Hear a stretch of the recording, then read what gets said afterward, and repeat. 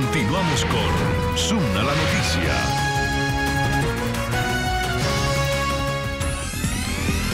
Y entramos a analizar y debatir la crisis social y política que se vive en Venezuela, porque sin duda hay muchas aristas por donde mirarla. Y una de esas aristas viene del líder de la oposición, Enrique Capriles, quien rechazó la violencia que se ha presentado en los últimos días en el país y ha cuestionado en diversas ocasiones las razones por las que el gobierno venezolano quiere que continúe el caos en las calles, según sus palabras.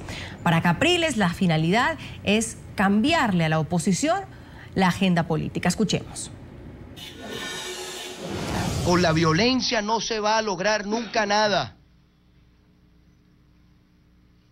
Y ahí voy al otro escenario. ¿Será acaso que entonces lo que se quiere es que haya violencia? Lo que se quiere es que la violencia nos cambie la agenda. Que con la violencia se trate de tapar el colapso económico que vive nuestro país. ¿Será esa la agenda? Vamos a debatir el tema. Saludo desde Miami, Florida, Alfredo Ortega, politólogo, vocero del Instituto Interamericano para la Democracia. Desde nuestros estudios en Quito, Ecuador, saludo a Germán Campos, director de Consultores 30.11, una empresa de estudios de opinión, analista político, profesor universitario. Y desde Lechería, Estado Anzoátegui, Venezuela, está con nosotros Gustavo Marcano, integrante de la Directiva Nacional del Partido Primero Justicia, alcalde de Urbaneja. Señores, gracias por participar con nosotros. Bienvenido. Voy a empezar por Miami, por Estados Unidos. Señor Ortega, cuando usted escucha a Enrique Capriles referirse en esos términos a la marcha, no lo dice solo ayer, no lo dijo solo hoy, durante toda esta semana de violencia sin duda en Venezuela se pronuncia de esta forma. ¿Qué opina usted?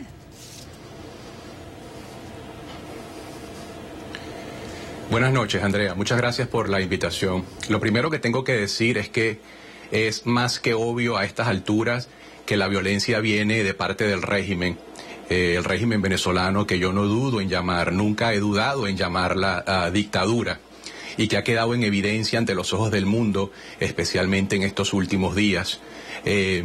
Tú te referías al líder de la oposición. Yo diría que Capriles es uno de los líderes de la oposición, no es el líder de la oposición. El gobernador Capriles, si bien fue el candidato que escogió la mayoría del país para enfrentar a Hugo Chávez y a Nicolás Maduro en elecciones, luego de haber ganado las elecciones el 14 de abril del año pasado, que no cabe ninguna duda que el régimen hizo un fraude electoral, el señor Capriles, que la gente lo escogió presidente de la República, no defendió la voluntad popular, no defendió el resultado en las urnas electorales, y luego decidió ir a estas elecciones municipales en diciembre pasado, y ahora hace este llamado a la paz, al diálogo. Yo creo que Capriles es un político bien intencionado. Yo no llego al extremo que llegan algunos de llamarlo colaboracionista o que está vendido al régimen, pero lo que sí estoy convencido, Andrea, es que el señor Capriles está divorciado de lo que quiere la gente en la calle.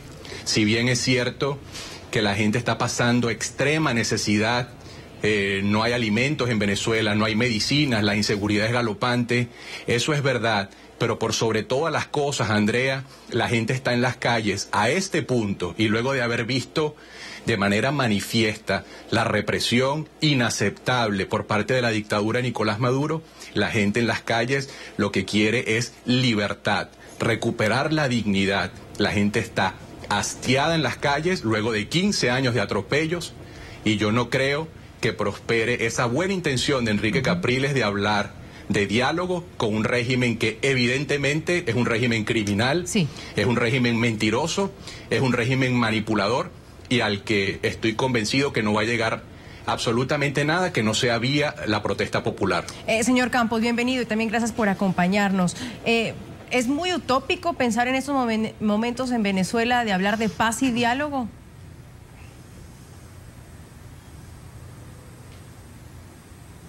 Muy buenas noches, Andrea. Muchísimas gracias por tu invitación. Yo quería comenzar por señalar, digamos, dos cosas en relación a lo que tú introduces como pregunta. No solamente no es utópico, sino que además es necesario. Yo creo que hay una enorme voluntad de distintos sectores, tanto entre quienes respaldan al gobierno como en algunos sectores que legítimamente y en el campo de la lucha democrática lo adversan. Cuando uno escucha visiones cargadas de epítetos y vacías de conceptos, descontextualizadas y fundamentalmente orientadas a construir una idea de país que, más allá de las dificultades, crisis, debates que pueda haber sobre el modelo venezolano, no reflejan la realidad, sino que intentan construir una especie de Venezuela que justifique acciones de cualquier naturaleza, uno llega a la conclusión de que eso no es ni casual, ni es, digamos, hecho por falta de información, sino que eso responde a una visión. Yo creo que lo primero que hay que colocar, lo que está pasando hoy en Venezuela, hay que colocarlo en un contexto mucho más amplio para comprenderlo. No porque sea un lugar común deja de ser verdad esa vieja frase que dice que en la guerra la primera baja suele ser la verdad.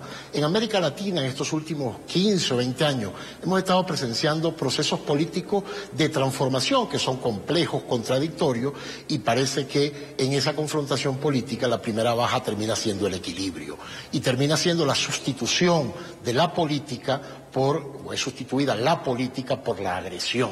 Yo creo que habría que entender, cuando Capriles hoy hace el llamado, la declaración que da, a mí, por un lado, me alegra que haya dicho eso, porque eso significa una rectificación importante de lo que pasó en Venezuela el 14 de abril.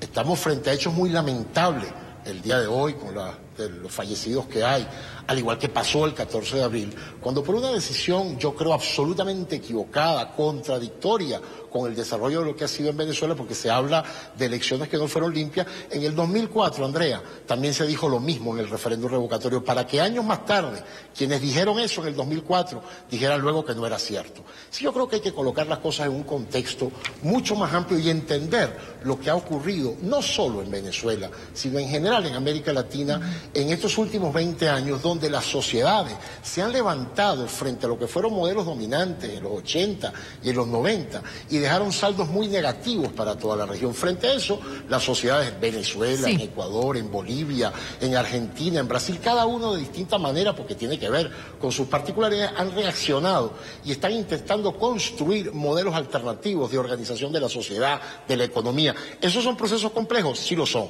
¿Tienen contradicciones? Sí las tienen. Pero reducir ese proceso que vive hoy Venezuela a esos epítetos es no querer entender la realidad, y lo que es peor, que es lo que a mí más me preocupa, es querer construir por la vía de imágenes, de epítetos, de hechos aislados, una situación que no es la que describiría hoy lo que pasa en Venezuela. Ahora, señor Marcano, gracias por acompañarnos también. Hay quienes dicen que, y lo decía el señor Ortega al inicio, que Capriles está divorciado de lo que quiere la gente en la calle. Hay otros tuiteros, nuestros televidentes, que nos dicen que Capriles no está sintonizado con lo que está ocurriendo en las calles. Y él habla de un diálogo, y fue bien específico al decir, bueno, de un diálogo, no de un monólogo. Pero como está Venezuela, ¿se puede dialogar y bajo qué condiciones entraría a dialogar en Venezuela? Sí, buenas noches, Andrea. Saludos desde Venezuela, Lencería, Estado Suárez. En primer lugar, la precisión que hay que hacer es fundamental, que todos conocemos en Venezuela la crisis política, la crisis social, la crisis económica que estamos viviendo, sobre todo que se ha acentuado este último año 2014, que ha colocado desde el punto de vista económico a Venezuela como uno de los países con la mayor inflación del mundo. Hemos tenido ya reiterados procesos de devaluación de nuestra moneda.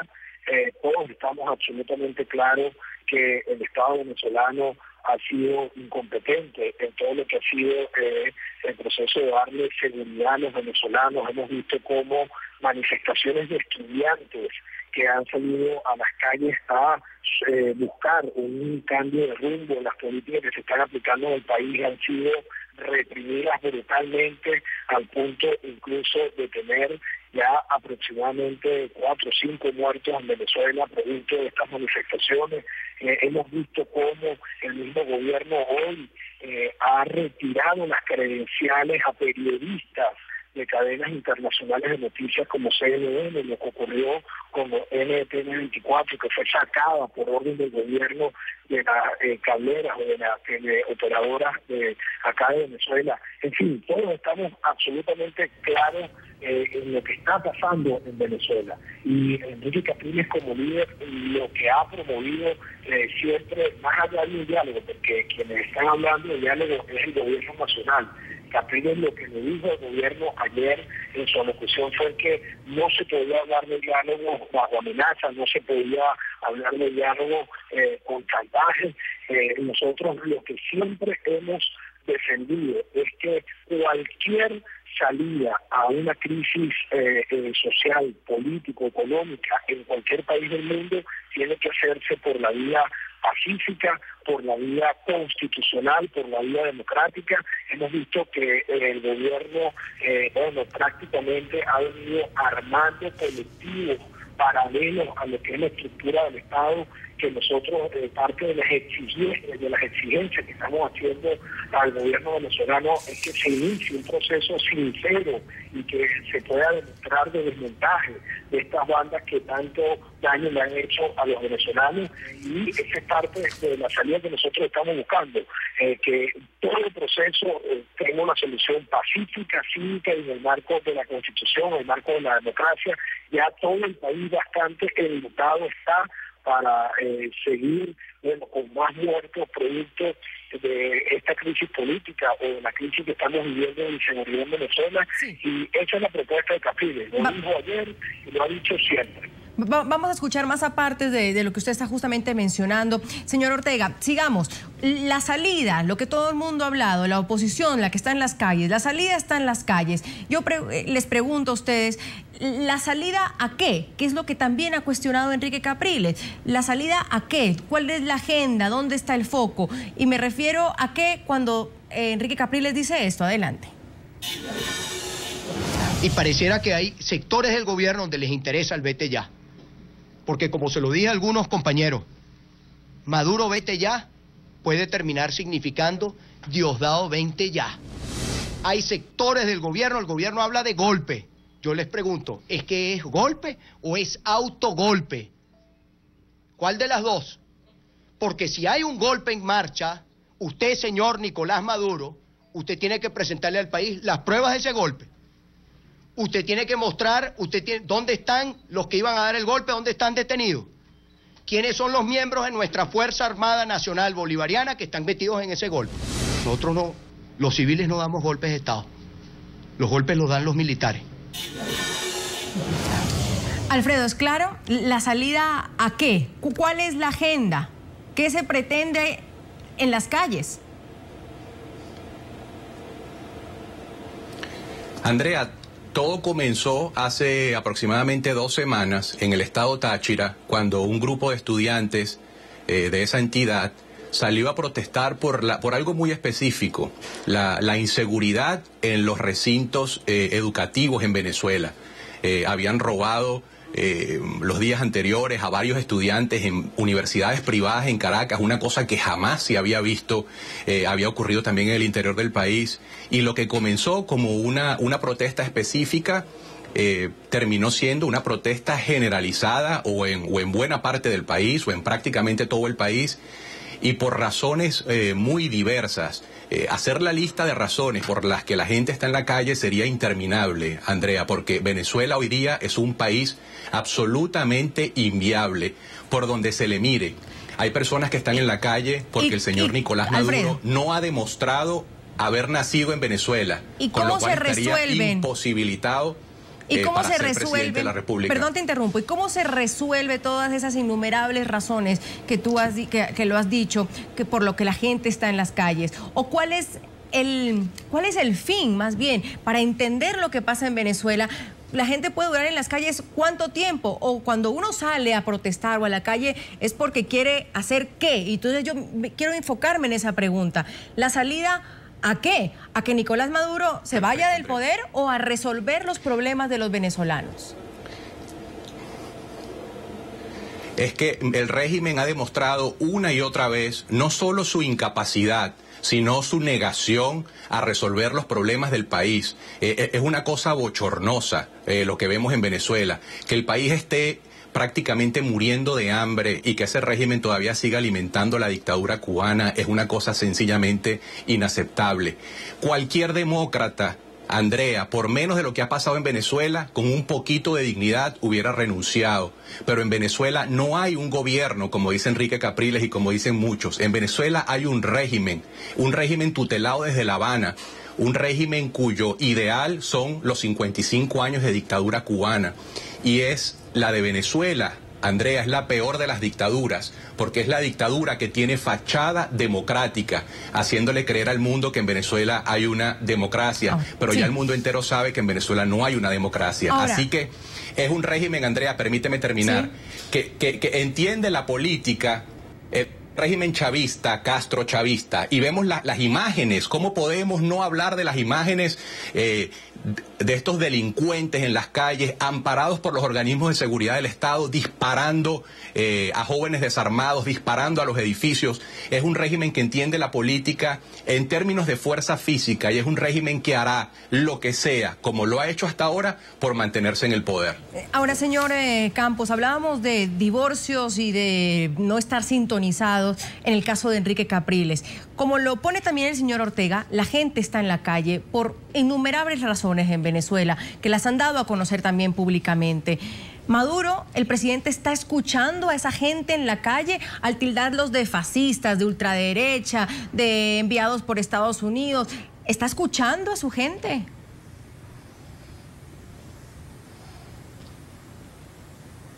Mira, Andrea, yo creo que hay que colocar las declaraciones de todo dirigente político y no sacarlas y no recortarlas y sacarlas de su contexto. Fíjate un antecedente interesante, ¿no? Es cierto que en Venezuela, entre los problemas que hay, está el tema de la inseguridad. Bueno, antes de todos estos acontecimientos, el presidente Maduro, el gobierno, convocó a todos los sectores, y ahí estuvieron presentes. Ahí estuvo el gobernador Capriles, ahí estuvieron los gobernadores opositores, estuvieron los alcaldes opositores, y comenzaron a trabajar en un plan para atacar el tema de la inseguridad a todos los niveles del gobierno. Es decir, eso es o no una convocatoria a armar una política pública donde participen todos los niveles del gobierno. Eso se dio, ese proceso comenzó. La gente tiene todo el derecho a salir a protestar en una sociedad democrática como es la sociedad venezolana, a salir a protestar por las políticas públicas, por la crisis que puede haber en Venezuela en términos de abastecimiento, por el tema económico. Es decir, eso se supone, por la inseguridad, eso se supone que es una protesta. Ahora, desconocer que esas protestas han sido, y el presidente Maduro lo ha dicho en más de una ocasión, han sido infiltradas por sectores que no les interesa ese debate democrático.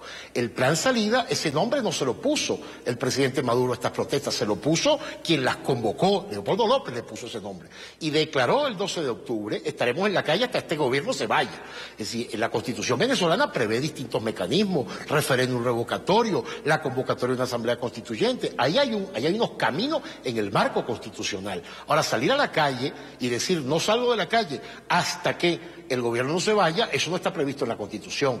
Y lo declaró precisamente, puedes buscar los archivos, después que aquella manifestación llegó frente a la Fiscalía, y llegó sin ningún problema, luego de un discurso que valdría la pena que revisaran, de una dirigente que estaba ahí al lado de Leopoldo López, donde desconocía toda la institucionalidad del Estado. ¿Qué puedes pretender tú que puede generar esa situación? No en la gran mayoría de los sectores que democrática y legítimamente adversan este proyecto que lideriza el presidente Maduro, que tienen todo el derecho de hacerlo y que lo han hecho a lo largo de estos 15 años. ¿Qué puede generar esa situación frente a aquellas expresiones de desconocimiento por completo de la institucionalidad? Bueno, evidentemente, sectores no democráticos interesados en la desestabilización, no solo de Venezuela, porque esto lo hemos visto en distintos países de América Latina, pues utilizan ese escenario y luego convierten eso que fue una protesta, una marcha, en un acto de vandalismo en muchos casos, y eso genera violencia. Reducir y decir que la violencia está en uno o en otros sectores, no querer entender lo complejo de la situación hoy en el proceso político venezolano. Sí. La cantidad de aristas que tienes, como tú decías al inicio de esta conversación. Entonces, evidentemente que hay que encontrar un espacio, y eso el gobierno con incluso yo te diría, el gobierno con aciertos y desaciertos, de la misma manera que la oposición, comenzaron hace unos meses a intentar construir ese espacio de diálogo. Sí. El problema es que el diálogo supone un reconocimiento del otro, y lamentablemente el 14 de abril, cuando en la elección de Maduro, hubo una situación y una circunstancia que yo creo que desajustaron lo que podía ser un proceso en Venezuela que comenzara en ese momento, que abriera esa posibilidad. En Venezuela lo que hay, al igual que lo hay en muchos países hoy de América Latina, es una confrontación entre dos visiones del país. Bueno, eso no es negativo por definición. Tengo que hacer una pausa. Eso puede ser muy positivo, siempre que se dé en el marco del debate de las ideas y siempre que se traduzca, para terminar la idea, Andrea, disculpa, y siempre que se traduzca en la construcción de algunos acuerdos y en estar de acuerdo en que hay desacuerdos que tendrán que procesarse en el marco de un régimen democrático. Voy a una pausa. En el siguiente bloque le voy a dar la palabra al señor Marcano. Vamos a revisar también opiniones de nuestros televidentes en las cuentas de Twitter, a los que les hemos preguntado sobre la posición de Enrique Capriles frente a la crisis que vive Venezuela. ¿Cuál es su opinión? Eduardo Barrazueta dice: sobria, tal vez demasiado. Mirando los cuernos desde lejos, creo que lo llevó a perder liderazgo. Rosalba Rossi dice: lamento mucho decir esto, pero su estrategia de paz no funcionó aquí. O salimos de esta o nos calamos la dictadura. Eliezer Rodríguez dice: me parece bien lo que hizo Enrique Capriles, pero tiene que ser más frontal. Él es quien toma la batuta ahora que Leopoldo López está preso.